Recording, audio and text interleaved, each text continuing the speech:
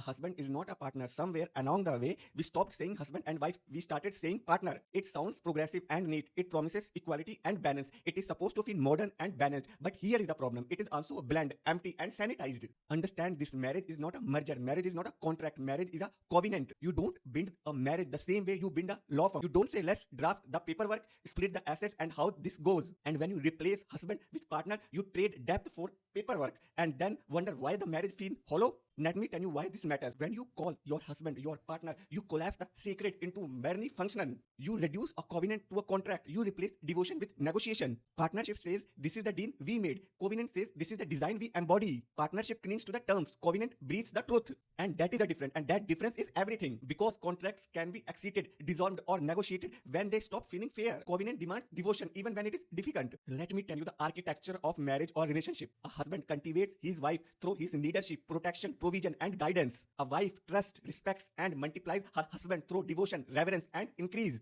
Remember, whatever arises in a marriage must flow out of this divine architecture. A husband builds the house, a wife fills it with life. But once you import partnership into marriage, you are no longer building a house. You are hanging over a contract. And contracts carry with a term and condition. The endless referring back to an agreement instead of forward into devotion. The problem with partnership is transactional. It is built on 50-50 effort, shared profit, and exit clause when things stop making sense.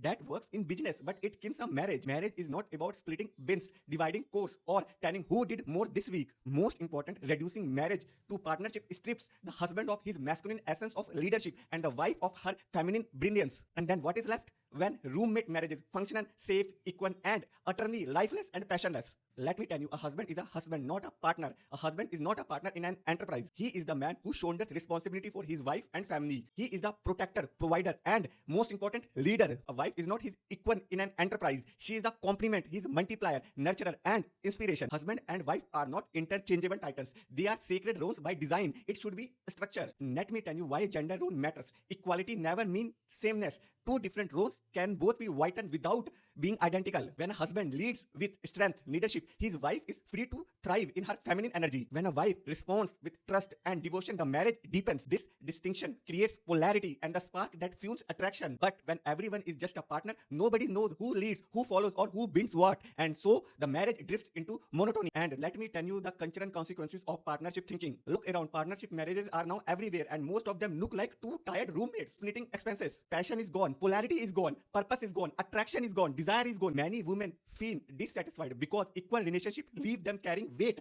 they were never meant to carry. Many men stripped of the role of husband turn passive, weak, or disengaged, and then everyone wonder why marriage feel flat.